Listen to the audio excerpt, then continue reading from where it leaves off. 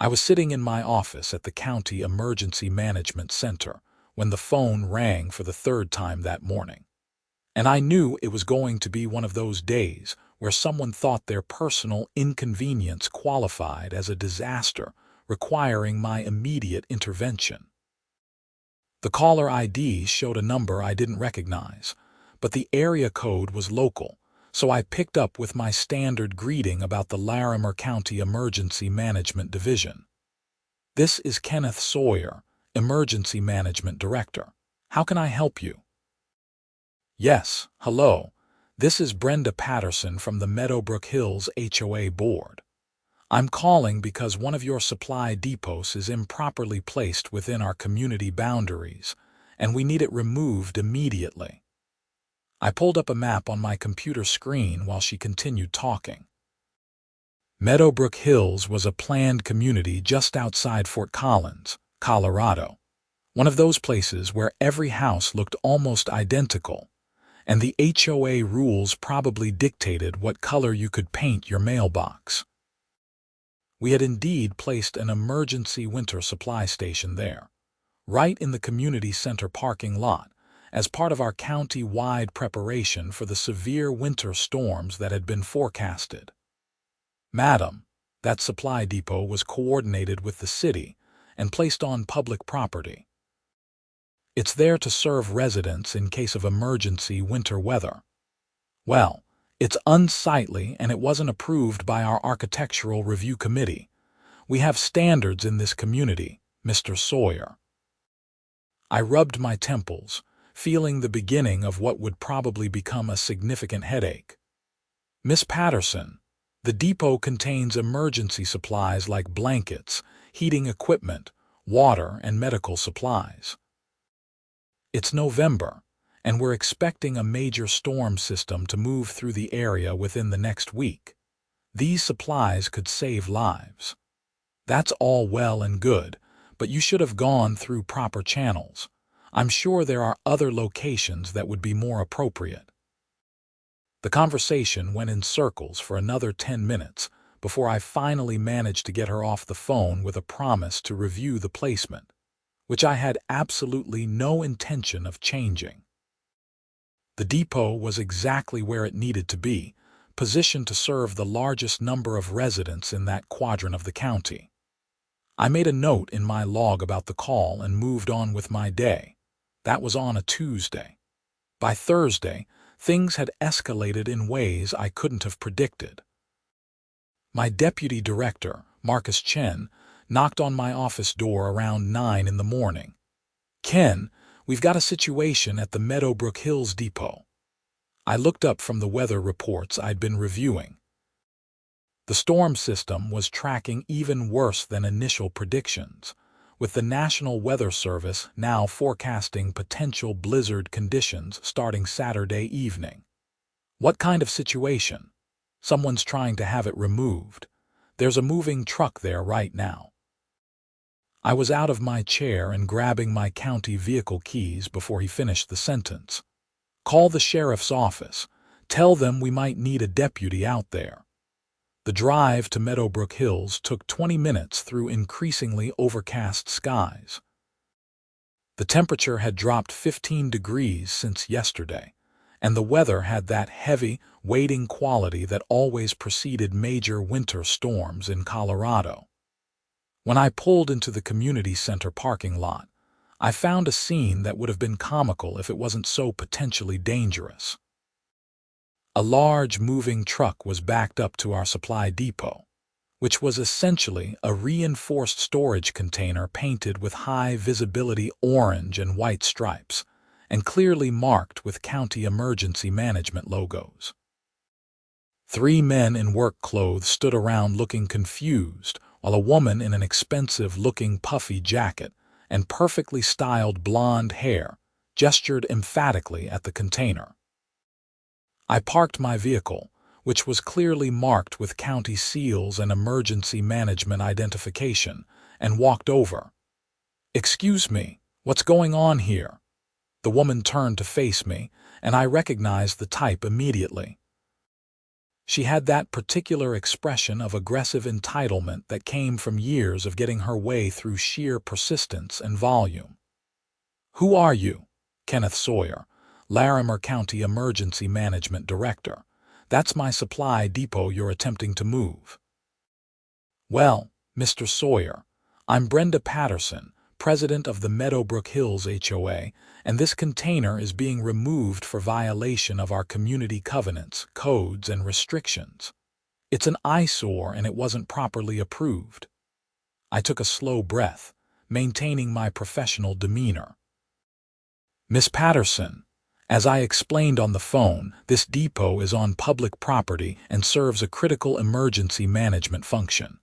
You have no authority to remove it. The community center parking lot falls under HOA jurisdiction according to our bylaws. Everything within Meadowbrook Hills must comply with our architectural standards." One of the moving company workers, a middle-aged guy with tired eyes, spoke up. "Look, we're just here to do a job. You two want to figure out who's actually authorized to move this thing." I pulled out my credentials and showed them to the movers. "I'm a county official. This is county property placed here under emergency management authority, and moving it would be interfering with emergency services. I strongly suggest you leave it exactly where it is." The workers looked relieved and started walking back to their truck. Brenda's face turned an impressive shade of red. "You can't just dismiss them. I've paid for their services." "Then you've wasted your money. This depot stays put."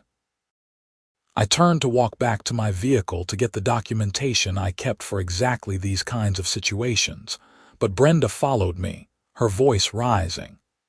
"You have any idea how much property values matter in this community? We have standards. We have rules. You can't just come in here and dump your ugly storage units wherever you please." I retrieved the folder from my vehicle and pulled out the relevant documents. "Here's the County Emergency Management Plan, approved by the Board of Commissioners and filed with the state. Here's the specific authorization for winter weather supply depots. Here's the coordination agreement with the City of Fort Collins. And here's the legal opinion from the County Attorney's Office stating that emergency management infrastructure is exempt from local architectural review when placed on public property for public safety purposes." She barely glanced at the papers. "I don't care what your documents say. This community has rights, and I will not have our property values diminished by industrial storage containers. I'll have my attorney contact your office." "You're welcome to do that, Miss Patterson. But I'm telling you right now, this depot is not moving, and if you attempt to interfere with it again, you'll be charged with obstruction of emergency services." A small crowd had gathered during our exchange. Several residents stood nearby, some filming on their phones, others just watching the drama unfold. An older man in a University of Colorado sweatshirt spoke up from the edge of the group. "Brenda, for crying out loud, leave it alone. There's a major storm coming. Maybe having emergency supplies nearby isn't such a bad thing. This doesn't concern you, Harold. This is an HOA matter. I live here too, and I think having emergency supplies available is more important than your aesthetic concerns," Harold shot back. I could see this devolving quickly. "Folks, I understand there are differing opinions here, but the bottom line is this depot is here for your safety. We're expecting severe winter weather starting Saturday, possibly lasting through Tuesday. This depot contains supplies that could be critical if roads become impassable or power goes out. I'm not removing it." Brenda crossed her arms. "Then I'm filing an immediate complaint with the county commissioners, and I'll be seeking an injunction in district court." "That's your right," I said evenly. "But the depot stays operational while you pursue whatever legal remedies you think you have. Now, I have work to do to prepare for this storm. I suggest everyone here makes sure they have adequate supplies at home, because once this weather hits, it's going to be dangerous to travel. I spent the rest of Thursday and all of Friday coordinating storm preparations. The forecast had gotten worse. The National Weather Service was now predicting 18 to 30 inches of snow, sustained winds of 30 to 40 miles per hour, and wind chills potentially reaching 30 below zero. They'd issued a blizzard warning starting Saturday at 6 in the evening and extending through Monday morning.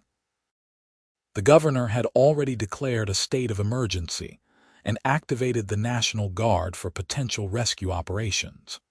Our Emergency Operations Center was fully staffed.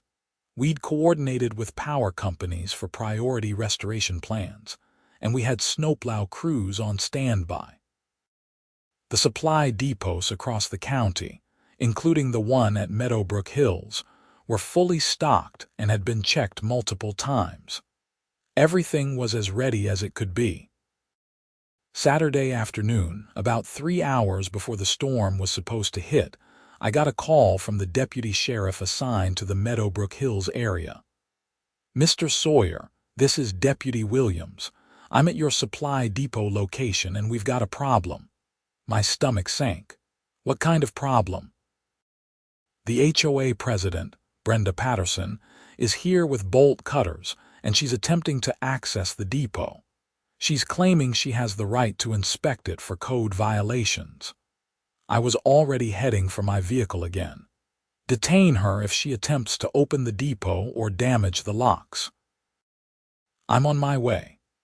The snow had already started, light flurries that would become a full whiteout in a few hours. The temperature had dropped to 18 degrees and the wind was picking up.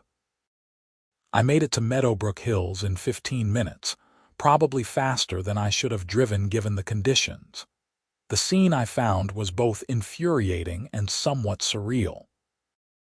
Brenda was indeed standing at the depot with bolt cutters, arguing with Deputy Williams, while another woman, equally well-dressed and equally angry-looking, stood nearby holding a clipboard. Several residents had gathered again, bundled in winter coats against the cold. I approached the deputy first. "What's the situation? Miss Patterson claims she's conducting an HOA inspection of the container.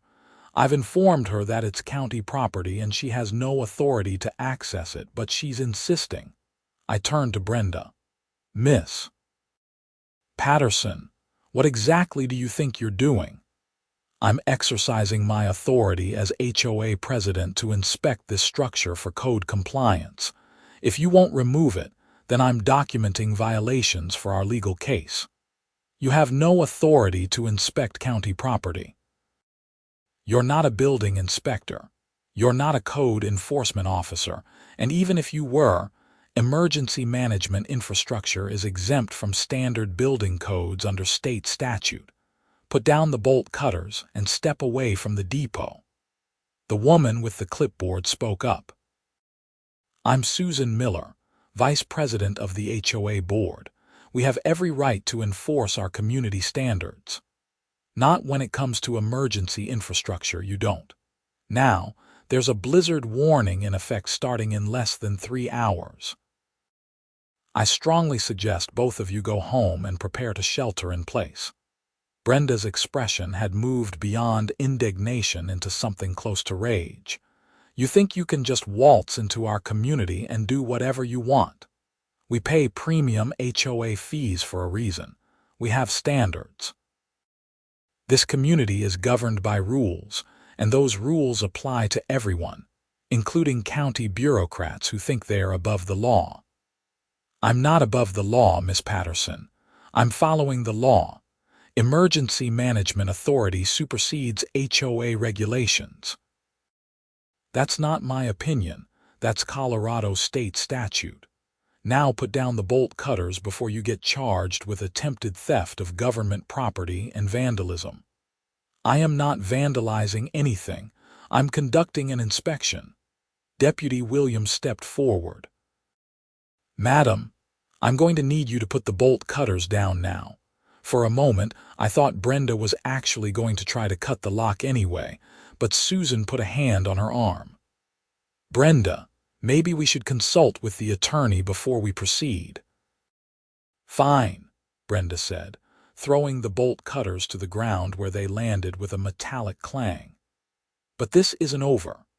I'm calling an emergency HOA meeting for tomorrow morning, and we're going to discuss legal action against the county for this violation of our community rights.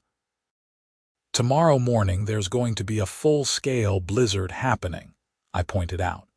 "Cancel your meeting and stay home." That's not a suggestion from the HOA director. That's a recommendation from the emergency management director. Travel will be extremely dangerous, possibly impossible. Our HOA meetings go on regardless of weather. We have a responsibility to our residents. I exchanged glances with Deputy Williams, who looked as exasperated as I felt. "That's incredibly irresponsible, but I can't stop you from holding a meeting. I can tell you that if anyone gets stranded or injured trying to attend, emergency responders may not be able to reach them for hours or even days." The crowd of residents had grown larger, and I heard murmuring among them. A woman in her 30s with 2 small children holding her hand spoke up. "Brenda, this is crazy. Who cares about the stupid container? Let's just focus on staying safe during the storm." "Emily, the integrity of our community standards affects all of us. If we let the county ignore our regulations, what's next? Cell towers, power substations. Where does it end?" "It ends with common sense, which apparently is in short supply here," Harold, the man from Thursday's confrontation, chimed in. "For God's sake, Brenda, there's a blizzard coming. Let it go." I decided to try a different approach. "Miss Patterson, let me explain what's in this depot and why it matters. Inside this container, we have 50 emergency blankets, 4 portable heaters with fuel, a generator, medical supplies including first aid equipment and basic medications, emergency water, non-perishable food, a satellite communication system, and rescue equipment. If this storm is as bad as forecasted, if power goes out, if someone has a medical emergency and ambulances can't get through, this depot could save lives. Potentially the lives of your neighbors here in Meadowbrook Hills." "That's very dramatic, Mr. Sawyer, but I'm sure you're exaggerating the danger. We've had snow before." "Not like this. The National Weather Service is calling this a potentially historic winter storm. The governor has declared a state of emergency. This is serious." "Everything is always a crisis with you government types. It's how you justify your budgets." There was nothing more I could say that would get through to her. I turned to Deputy Williams. "Can you keep an eye on this location for the next few hours until the storm really hits and travel becomes impossible?" "I'll do what I can, but we're going into storm deployment mode ourselves. We'll have reduced patrols once conditions deteriorate." "Understood. Do what you can." I addressed the crowd of residents. "Everyone, please go home and prepare for this storm. Make sure you have adequate food, water, heat sources, and medications. Stay off the roads once the storm starts. If you have an emergency, call 911, but be aware that response times will be significantly delayed during severe weather. The supplies in this depot can be accessed by emergency personnel if needed to assist residents in this area." As I drove back to the Emergency Operations Center, the snow was already intensifying. The flurries had become steady snowfall, and visibility was decreasing. I thought about Brenda and her obsession with HOA regulations in the face of a genuine emergency, and I wondered how someone could be so disconnected from reality.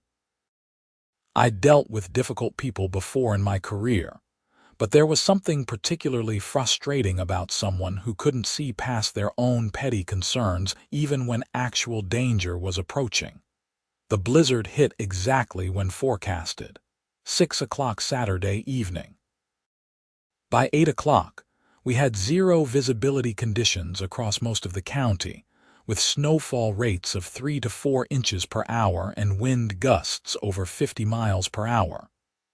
The roads became impassable within 2 hours. Power started going out in sections as the heavy wet snow brought down power lines and tree branches. We had reports of cars stranded on highways, people trapped in their homes without heat, and medical emergencies that ambulances couldn't reach. The Emergency Operations Center became a controlled chaos of coordination. I was managing resource deployment, coordinating with the National Guard, communicating with the State Emergency Operations Center, and trying to keep track of multiple simultaneous crises. Marcus was handling communications with local municipalities, while our other staff members managed specific aspects of the response. Around midnight, one of our dispatch coordinators called out across the operations center, "Ken, we've got a situation in Meadowbrook Hills." I walked over to her station. "What's going on?" Multiple 911 calls. Apparently the HOA held their meeting despite the storm, and now about 20 people are stranded at the community center. They can't get home because visibility is zero and the roads are completely snowed over. Several of them are elderly, and at least 2 have medical conditions that require regular medication they don't have with them. I closed my eyes and counted to 10. "You're telling me that Brenda Patterson actually held her HOA meeting in the middle of a blizzard, and now we have 20 people who need rescue?" "That's what I'm telling you. They're requesting immediate assistance. We don't have immediate assistance to provide. Everything is tied up with higher priority emergencies, people who were caught in the storm unavoidably, not people who deliberately went out in a blizzard for an HOA meeting." I rubbed my face, thinking through options. Where exactly are they stranded? At the community center. The same place where your supply depot is located. At least that was something. Okay, the depot is right there.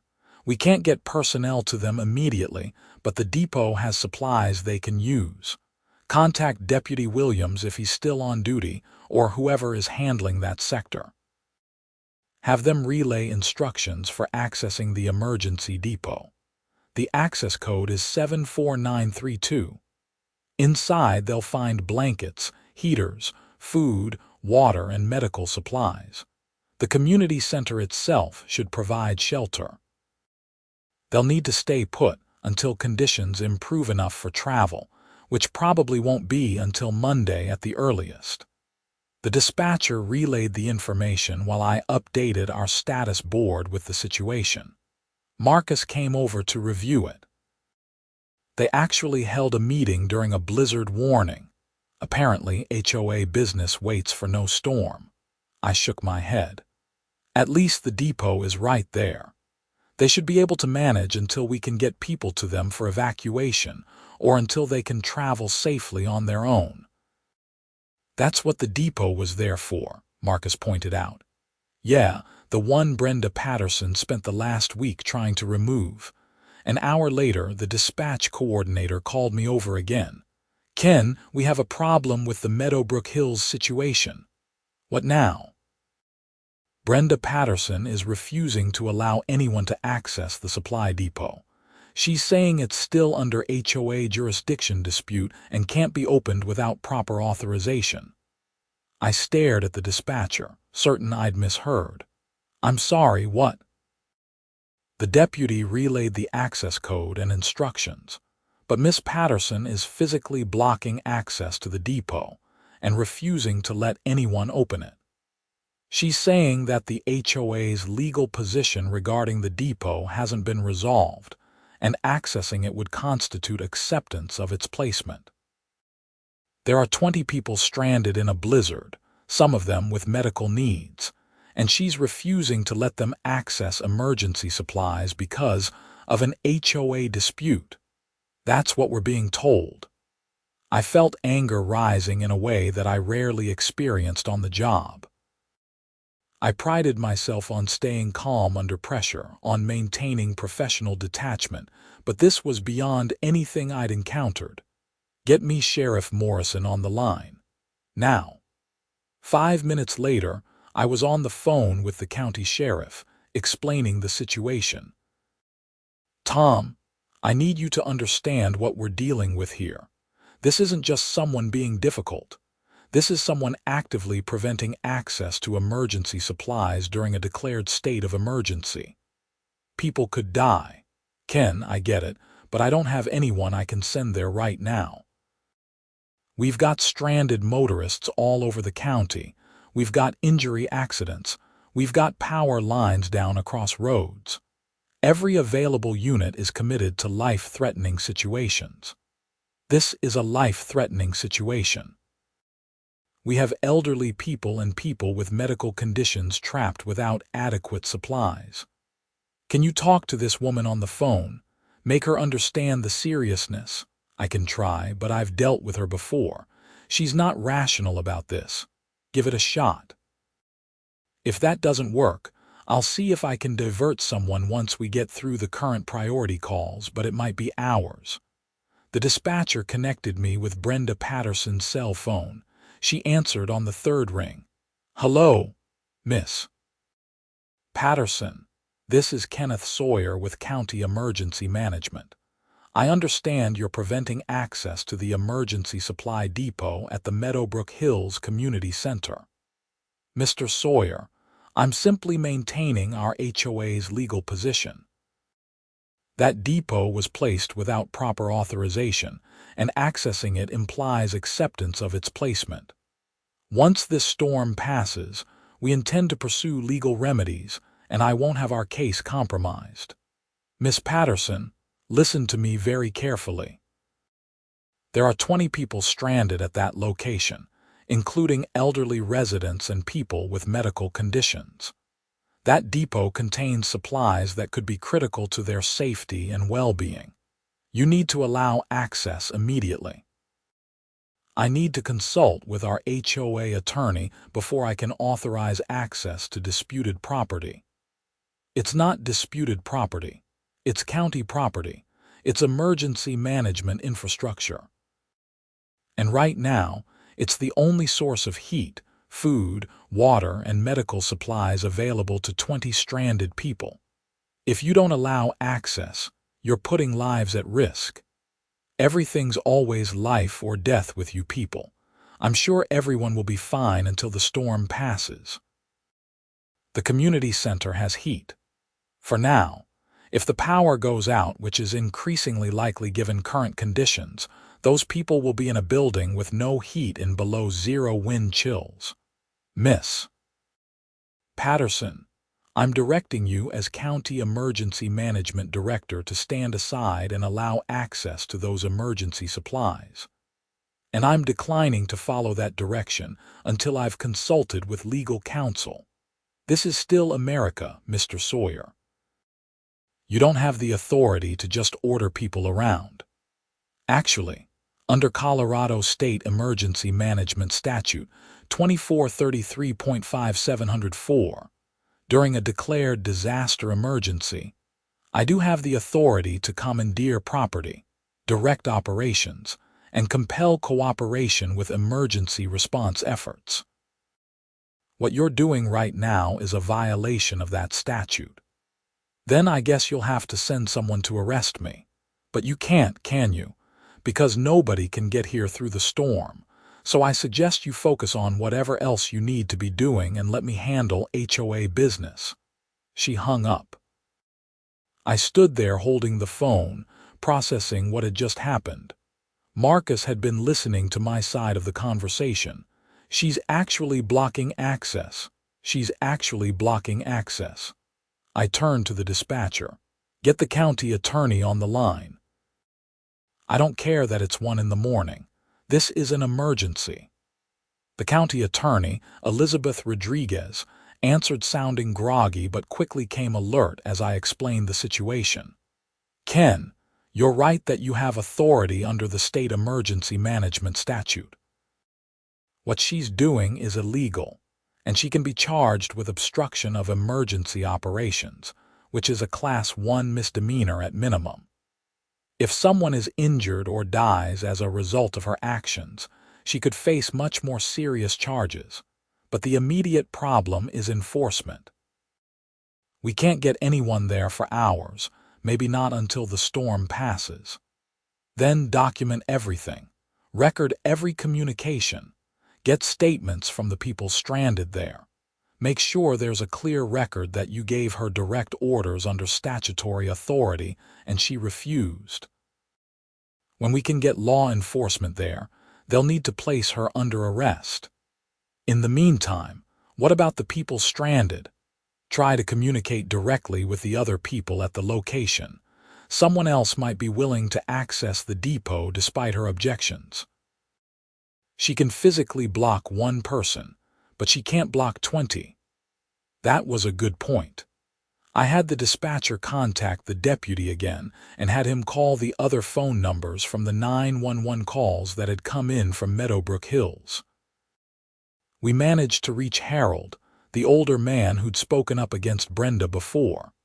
"Mr. Harold Anderson, this is Kenneth Sawyer with County Emergency Management. I understand Miss Patterson is preventing access to the supply depot. She's lost her mind.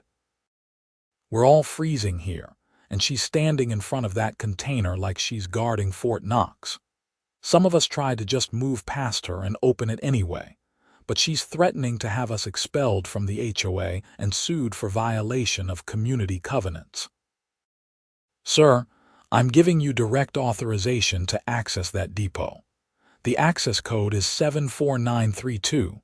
That depot contains heaters, blankets, food, water, and medical supplies. Miss Patterson has no legal authority to prevent access, and I'm directing you under emergency management authority to open it and use the supplies as needed. She's going to go ballistic. Let her. What she's doing is illegal. I have the county attorney and sheriff's office on standby. Document everything. Take photos or videos if you can, and if she physically tries to prevent you from accessing the depot, that's assault. Defend yourselves and get those supplies. Okay, I'll get some of the other folks and we'll do it. Hang on." I could hear muffled conversation, then movement. Harold had apparently put the phone in his pocket but left the line open. I heard voices, including Brenda's, rising in pitch and volume. "Harold Anderson, you step away from that container right now. I'm not kidding. This is HOA property and you're trespassing. Brenda, this is insane. We have elderly people here who are cold. Linda's diabetic and doesn't have her medication. Frank has a heart condition. Stop being ridiculous and let us get the supplies. I am protecting this community's legal interests. If you open that container, you're acknowledging the county's right to place it here and you're undermining our legal case. I don't care about the legal case. I care about not freezing to death." There was more muffled sound than Brenda's voice again, even louder. "If you touch that lock, I'm calling the police and having you arrested for theft. Call them. I'd love to see what they have to say about this situation." I heard the sound of someone working with the lock mechanism, then a metallic click. "Got it," Harold said. "The container's open." "This is vandalism. This is breaking and entering. I'm documenting all of this for our lawsuit." "Document away, Brenda." "Hey, Ken, you still there? I'm here. What do you see?" "Everything you said. Blankets, heaters, looks like medical supplies in a marked box. This is exactly what we need." "Thank you. Get everyone taken care of. Make sure anyone who needs medical supplies gets them. The heaters should provide adequate warmth even if building power goes out. There's food and water too. You should be able to shelter safely there until the storm passes and travel is possible again." "Will do. And for what it's worth, I'm sorry about all of this. Most of us never supported Brenda's crusade against your depot.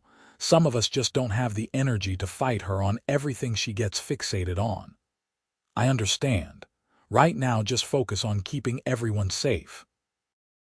Over the next several hours, the storm continued to rage. We had emergencies across the county, but everything was being handled as well as could be expected given the extreme conditions. The Meadowbrook Hills situation remained stable. Harold called back once to report that they'd gotten the heaters running and distributed blankets, and everyone was managing. The power had gone out around 3 in the morning, so the heaters from the depot were now their only heat source. Brenda had apparently retreated to a corner of the community center and was on her phone, presumably trying to reach her attorney or rally support for her position. The other stranded residents were largely ignoring her. Sunday morning brought no improvement in conditions. The snow had continued throughout the night, and we now had over 2 feet of accumulation with drifts much higher. Visibility remained near zero, and temperatures had dropped to 5 degrees with wind chills around 30 below. The National Weather Service extended the blizzard warning through Monday evening. I'd been at the Emergency Operations Center for over 36 hours with only brief naps. Marcus had gone home for a few hours of sleep, leaving me in charge of the overnight operations. We were managing the crisis, but it was exhausting work. Around 10 Sunday morning, I got another call about Meadowbrook Hills. This time it was from the fire department. "Ken, Fire Chief Patterson here. We've had a report of a medical emergency at the Meadowbrook Hills Community Center. Sounds like someone's having chest pains, possible cardiac event." I pulled up the location data. That's where we have the stranded HOA group, 20 people sheltering there. We have a supply depot on site with medical supplies. We can't get an ambulance there. Roads are completely impassable and visibility is still near zero. Do you know if anyone on site has medical training? I don't know. I can find out. I had the dispatcher connect me with Harold again. "Mr. Anderson, I understand someone is having a medical emergency." "Yeah, Frank Mitchell. He's 72, has a history of heart problems. He's having severe chest pain and shortness of breath.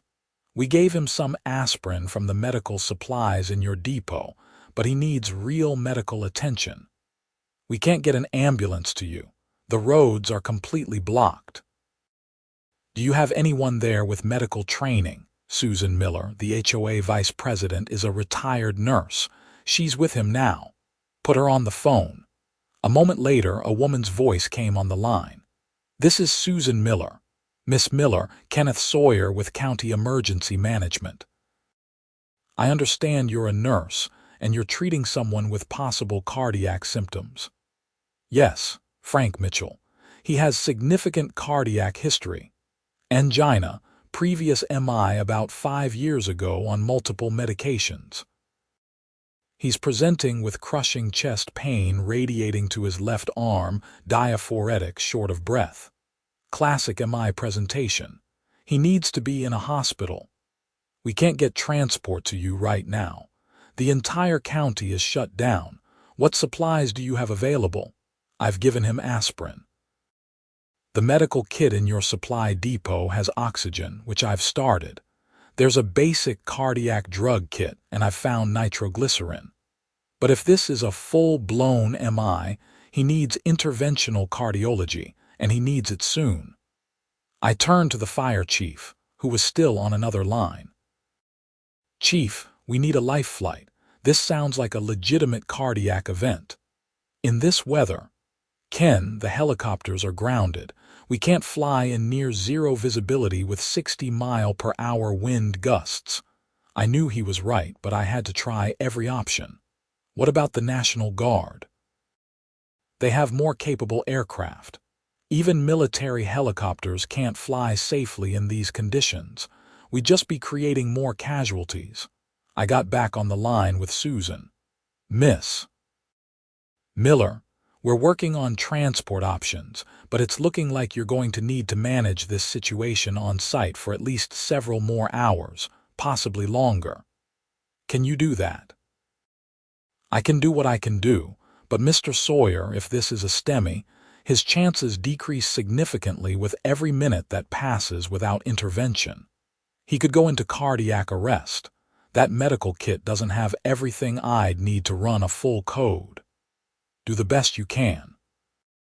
I'll keep working on transport options.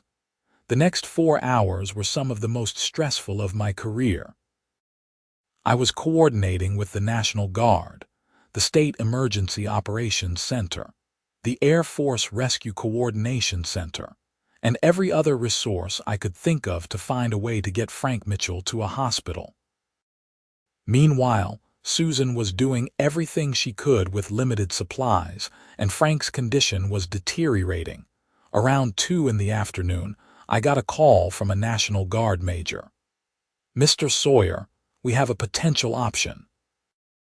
We have a tracked vehicle, essentially a snow cat, that can traverse the conditions. We can get it to Meadowbrook Hills to evacuate your cardiac patient to a hospital.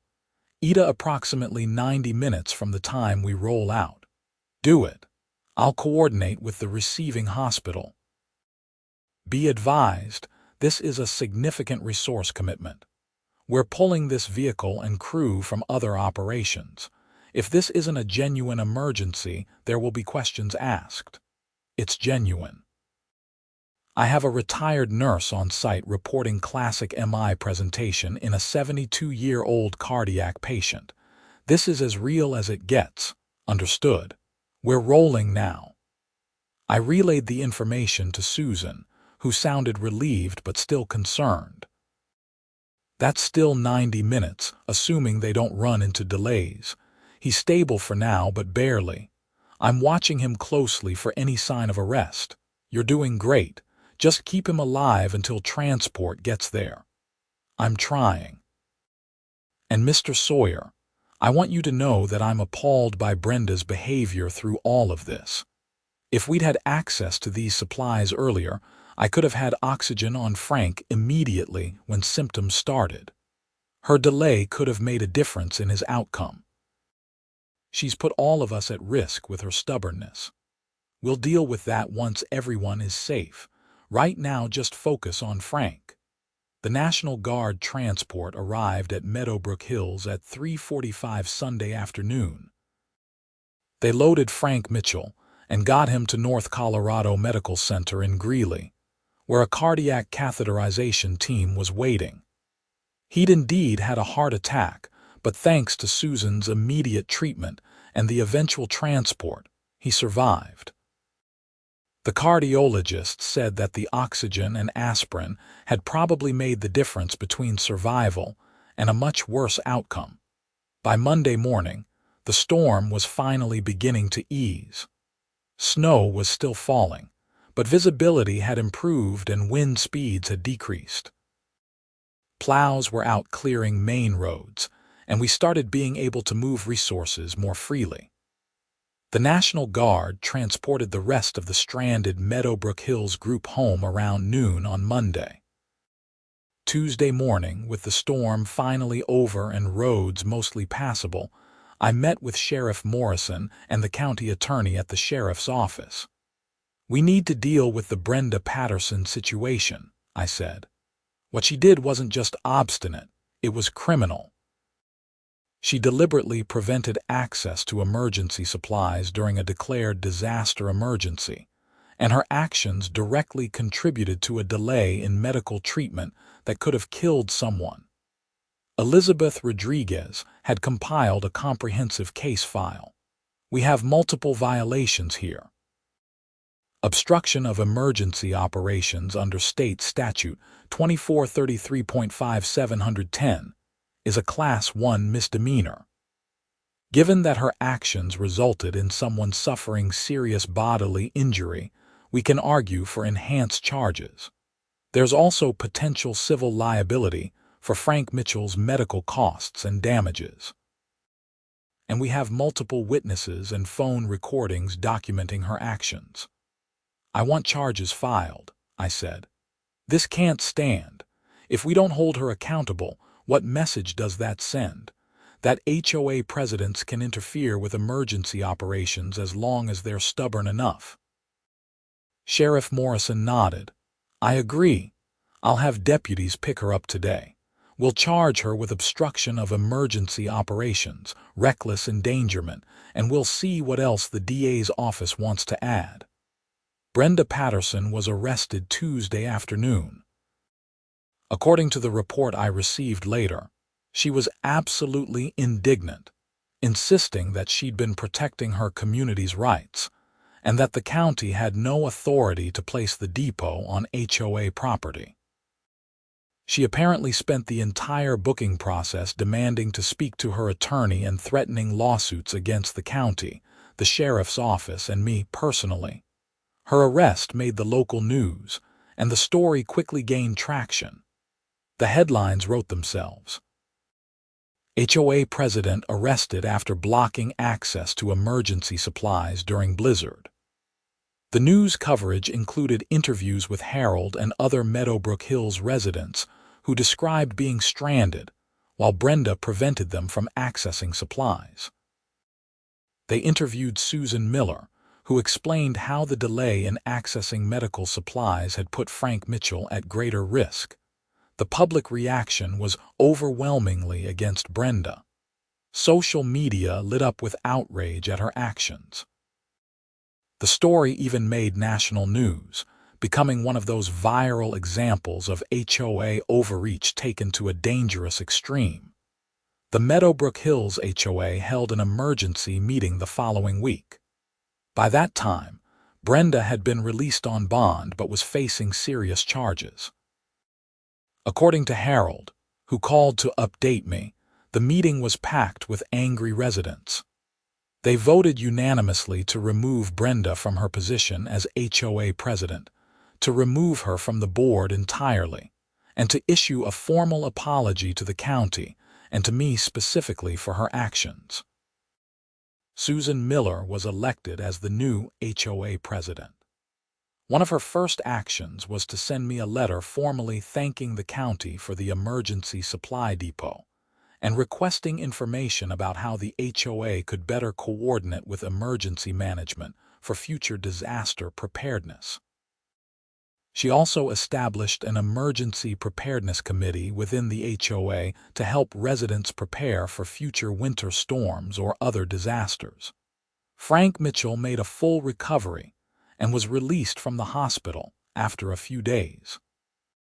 He also sent me a letter thanking me for the emergency supplies and for the efforts to get him medical care. He mentioned that he was considering whether to pursue civil action against Brenda for the delay in his treatment. The legal case against Brenda moved forward through the court system. Her attorney tried to argue that she'd been exercising legitimate HOA authority and hadn't intended to cause harm, but the prosecution had overwhelming evidence. The recorded phone calls where I directly ordered her to allow access to the depot, her refusal, the witness statements from 20 stranded residents, and the medical evidence about Frank's cardiac event all painted a clear picture. In March, about 3 months after the blizzard, Brenda accepted a plea agreement. She pleaded guilty to obstruction of emergency operations and reckless endangerment. The judge sentenced her to 6 months in jail, with 4 months suspended, meaning she'd serve 60 days. She also received 2 years of probation, a $1,000 fine, and 100 hours of community service. The judge specifically ordered that her community service be performed with the County Emergency Management Division, where she'd be required to assist with disaster preparedness education. At the sentencing hearing, which I attended, the judge had some pointed words for Brenda. Miss Patterson, I've reviewed this case extensively, and I'm deeply troubled by your actions. You placed your concern for HOA regulations above human safety during a genuine emergency. You ignored direct orders from county officials operating under lawful emergency management authority. Your stubbornness could have cost someone their life. You're fortunate that Mr. Mitchell survived, because if he hadn't, you'd be facing far more serious charges. I hope you use your time in jail and your probation period to reflect seriously on your priorities and your responsibilities as a member of a community." Brenda stood there stone-faced through the sentencing. She never apologized, never showed any real recognition that she'd done something wrong. Even her statement to the court was focused on how she'd been trying to protect her community's property values and how the county had overstepped its authority. After the sentencing, I spoke briefly with reporters outside the courthouse. This case was never about punishing someone for making a mistake. It was about establishing that emergency operations can't be interfered with, regardless of someone's personal grievances or local regulations.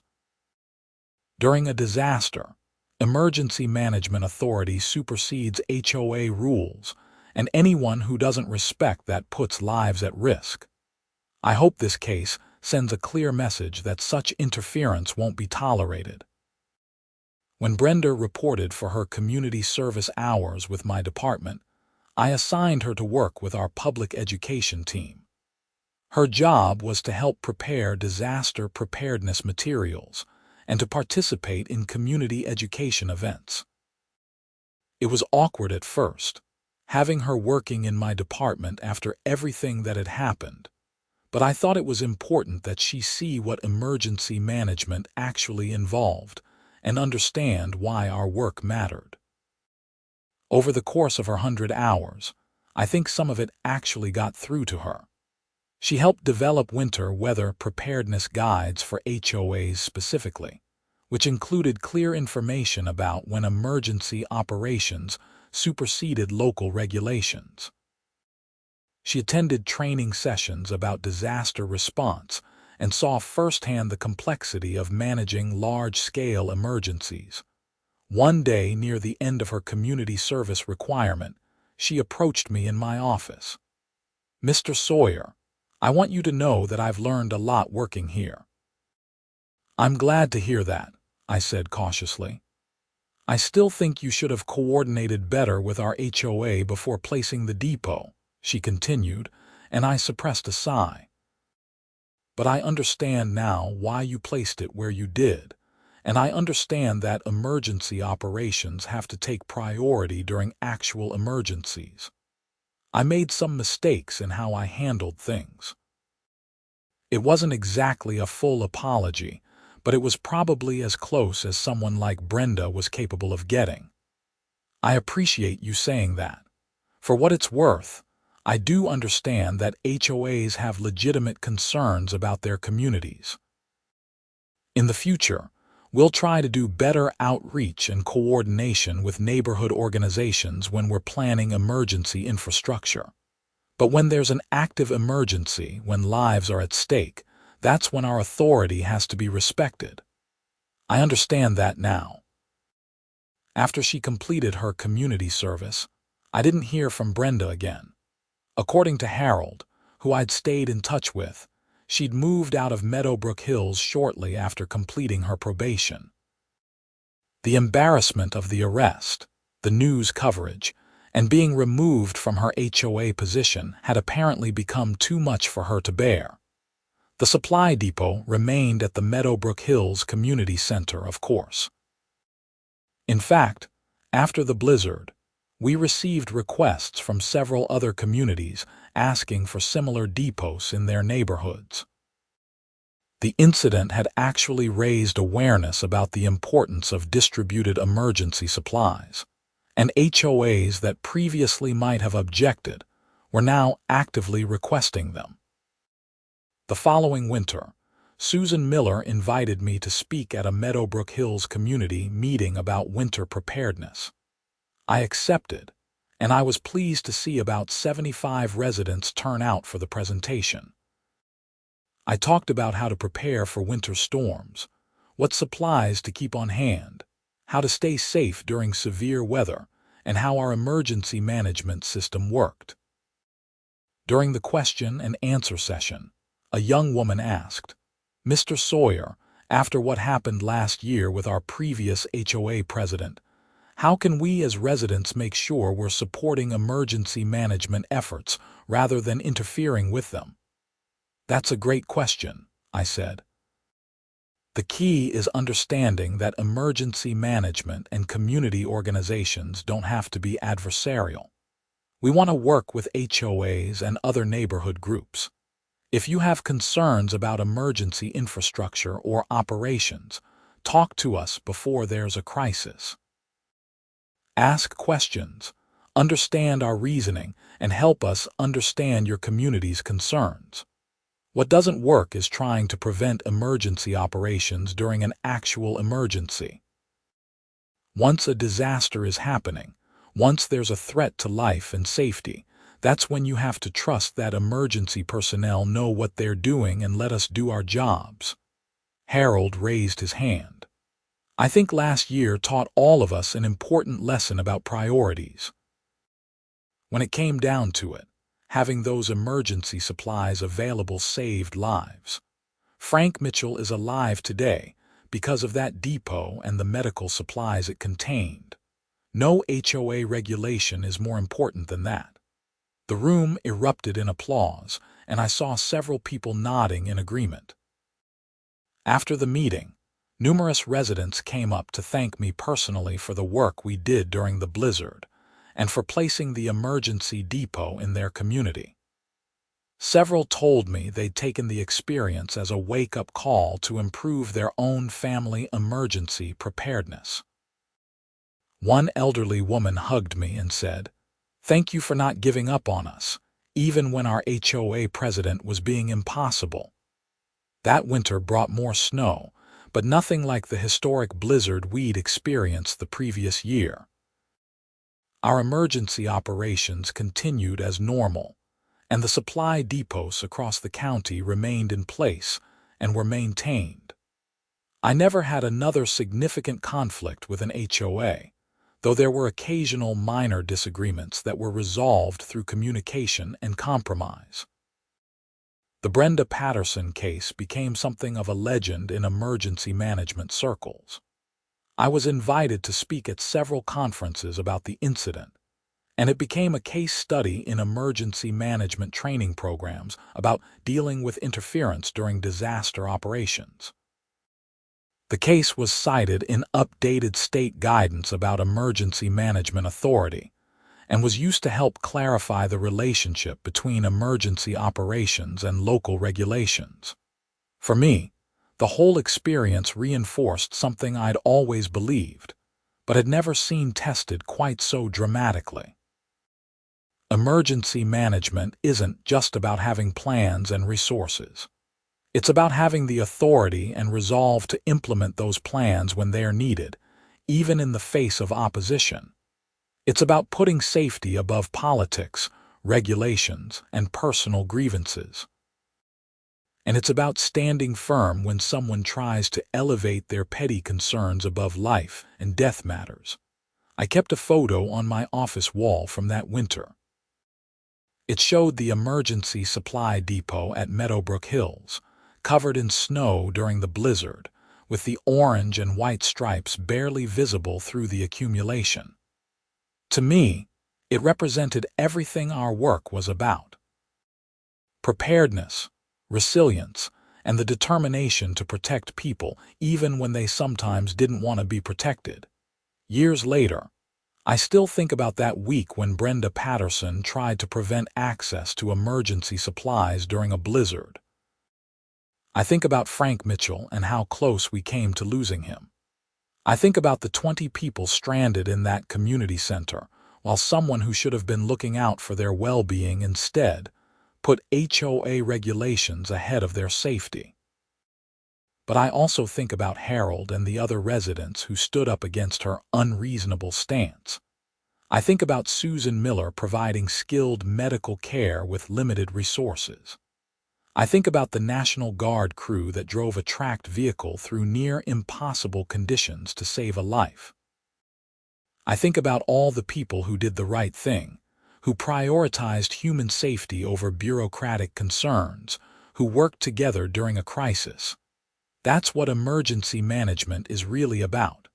not the plans and protocols and supply depots, though those are important. It's about people coming together when things are at their worst, making hard decisions, and doing whatever it takes to keep their communities safe. It's about standing firm against those who would interfere with that mission, whether through malice or misguided priorities. The Winter Supply Depot still stands at the Meadowbrook Hills Community Center today. Every time I drive past it on my rounds of checking our emergency infrastructure, I remember that storm and everything that happened. And I'm reminded why this work matters, why we do what we do, and why we can never back down when someone tries to prevent us from protecting lives. Because at the end of the day, that's what it's all about. Not HOA regulations, not architectural standards, not property values or legal jurisdictions. It's about making sure that when disaster strikes, when people need help, the resources and support are there. Everything else is just noise. And anyone who tries to let that noise interfere with saving lives needs to be reminded, clearly and firmly, that some things are more important than their petty concerns. The blizzard of that year has become part of local history now, one of those events that people talk about years later. When they tell the story, they always mention the HOA president who tried to block access to emergency supplies and the emergency management director who stood firm. They talk about the dramatic rescue and the eventual justice. It's become a cautionary tale about what happens when someone loses perspective on what really matters. For me, it's a reminder of why I do this job. Despite the long hours, the stress, the difficult decisions, and yes, the occasional conflict with unreasonable people who can't see past their own limited priorities. I do this work because when it matters most, when lives hang in the balance, someone needs to be there making sure the resources are in place and accessible. Someone needs to be willing to stand up and say that safety comes first, that emergency operations can't be interfered with, that protecting people is more important than any regulation or ordinance or covenant or restriction. That someone was me during that blizzard, and it's me every day I come to work as Larimer County Emergency Management Director. And I wouldn't have it any other way.